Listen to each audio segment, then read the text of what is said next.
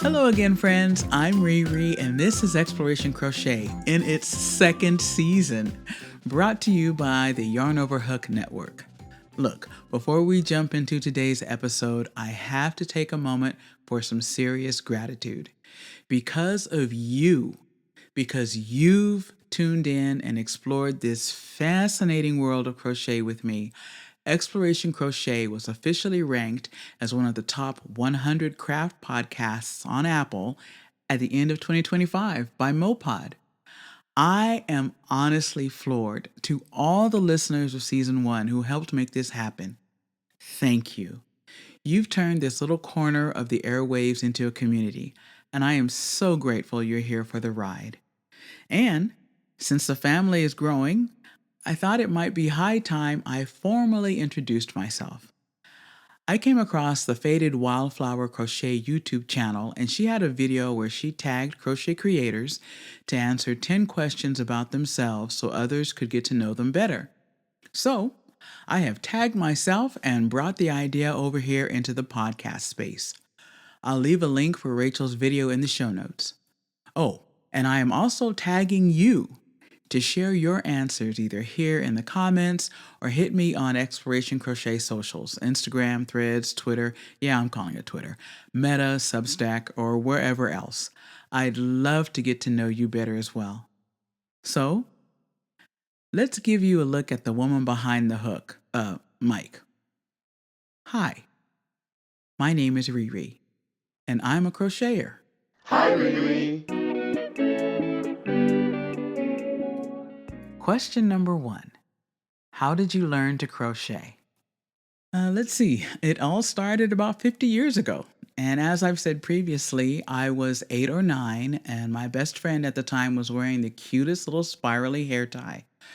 I'll leave a link to a free pattern of the replica I made of that in the show notes. Anyway, her mother, Mrs. Mary Thorpe, saw my interest and told me she could show me how to make one.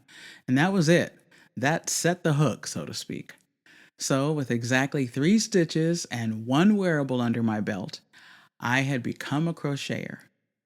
Mrs. Thorpe was also my first Girl Scout leader back when I was a brownie. Now, I should also mention, purely for the sake of transparency, that I did get kicked out of the Girl Scouts as a senior, but that's a story for another time.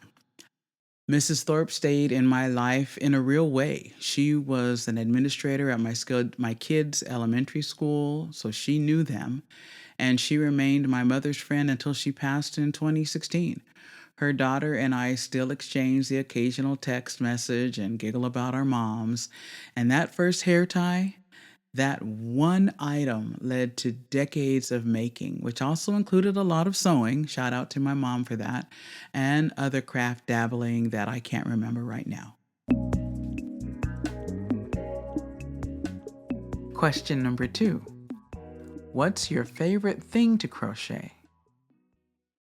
It's probably easier to ask what is my least favorite thing to crochet.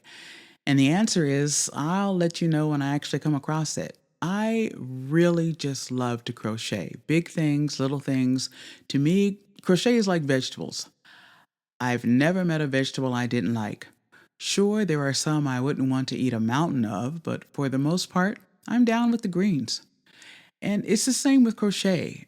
There are some stitches I wouldn't want to use to make an entire king-size blanket, but as an accent or a motif in a complex piece, count me in. So, my favorite thing to crochet is yes. The answer is yes. Question number 3. If you could only use one yarn for the rest of your life, what would it be? Now, this is actually quite funny. When I first heard this question, I thought it was, if you could only use one yarn forever, what would it be? And I envisioned myself alone, like those questions, if you're alone on a desert island and you could only bring one book. So since that's how my mind heard the question, that's the question I will be answering. So let's see. In this world, I would have to seriously consider what types of things I would be wanting to make during this forever. As I've stated in previous pods, certain projects are better suited to certain yarns. Now, if there's no one else around to manufacture acrylic yarns, or I haven't happened to come across a virtually limitless supply of acrylic, it would be in my best interest to not say acrylic. So, because if it's forever, I'm going to assume I'll need a fiber that I can continue to supply for myself. So, I'm going to go with what people were going with before petrochemicals, natural fiber. First choice would be plant based because plants are renewable, practical, and I like the idea of being able to keep making yarn happen even if civilization has gone to the zombies. Second choice would be animal based because warmth and elasticity matter too. Question number 4. Weirdest thing you've ever made? Wow, I don't have an answer for that one. Weird. Let me ruminate on that and get back to you. Question number 5. Something you'll never crochet. Wow, okay, so never is a very strong word. I don't know. Maybe a full-sized, king-sized bedspread using size 50 thread and a 1 millimeter hook. Yeah, can't see that happening.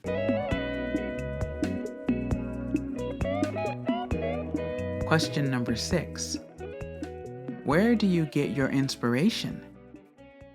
This is probably going to be my favorite question because it's basically the entire Exploration Crochet origin story. That title, by the way, came from my older son because of what he saw in me when I would start talking about crochet. He knew for me it was more than just a hook and some yarn. I like to think of myself as a bit of a Renaissance woman. I know and understand a bit about a lot of things, and my interests are vast and divergent. So, for me, particularly for this podcast, inspiration comes from everywhere: history, math, science, personal stories, events, pop culture.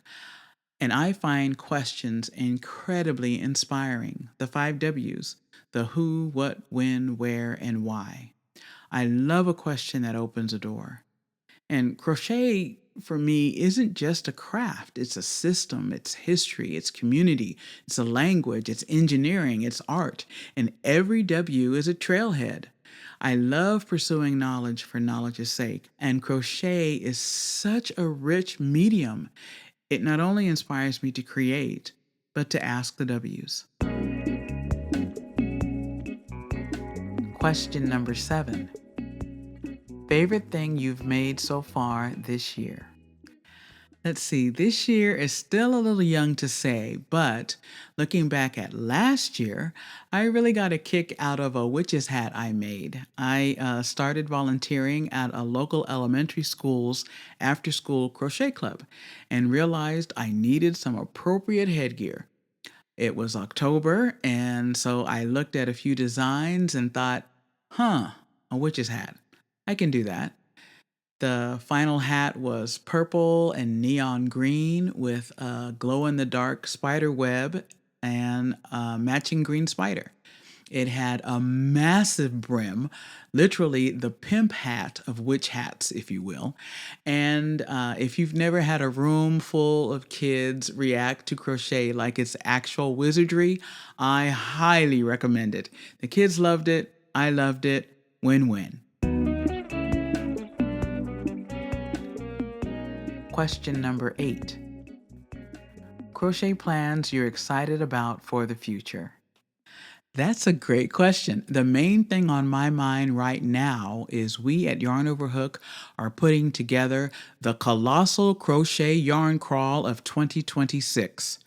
Personally, I love a good yarn crawl, and we're dreaming of one that is truly nationwide, emphasizing local yarn shops that are crochet friendly.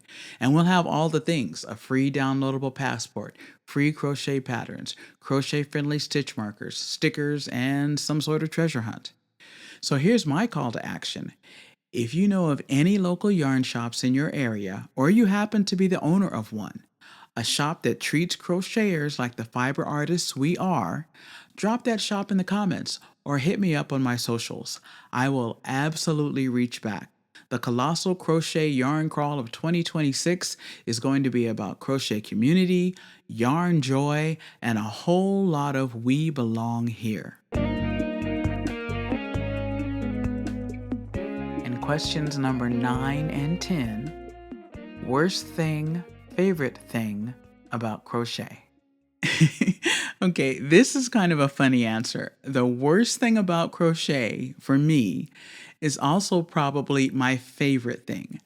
And that is this: the fact that it's constantly changing and evolving and growing.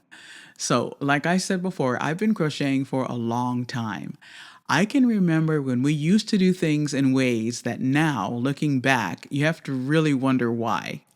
Probably one of the most obvious and humorous was chaining three between the three double crochet groups when making a granny anything. Yes, that was common. Now it seems so obvious that big hole was just weird. Why did we collectively agree to that hole? I have no idea.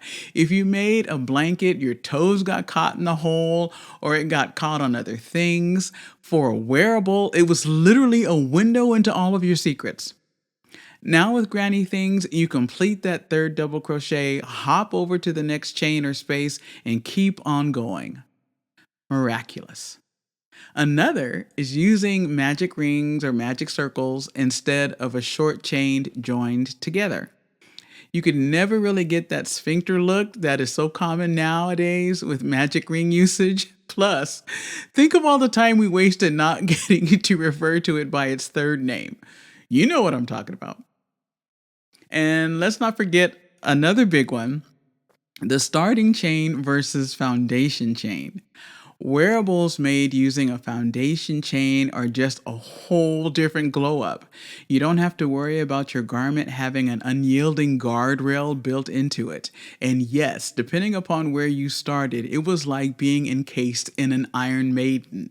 In 2020, I made a capelet where the starting chain literally ran through the midpoint of the garment, horizontally. It no longer remains. And because this list could go on and is worthy of its own podcast, I'll stop with this one. The roller coaster edges because of the use of turning chains. The standard used to be, and I still see it in patterns today, a chain 3 to start a row with a double crochet as the first stitch. Like, what? I would chain 2 anyway because Maverick, and 3 was just a chain too far. But you still end up with the teeny bump. Now you can just stack your singles to give you height and fool the eye into not seeing the start of the row. Genius! So the worst thing about crochet, having to live with all the things you made the old way. Knowing that it could be better if you just frogged it and redid it because of my favorite thing about crochet, the reinvention, the innovation, and the improvements.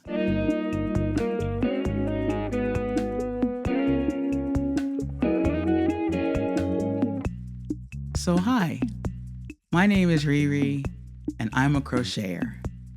I started with a hair tie, and decades later, I'm still here, making things and discovering answers to questions.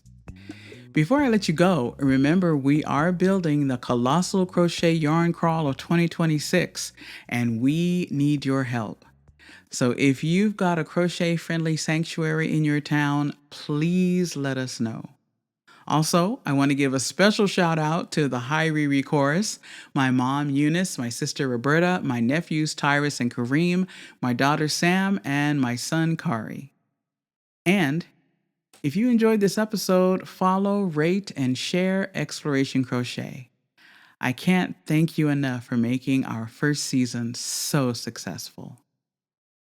Until next time, may your granny square spaces be small, your project edges be straight, and your magic rings be tight enough to hold your treasures.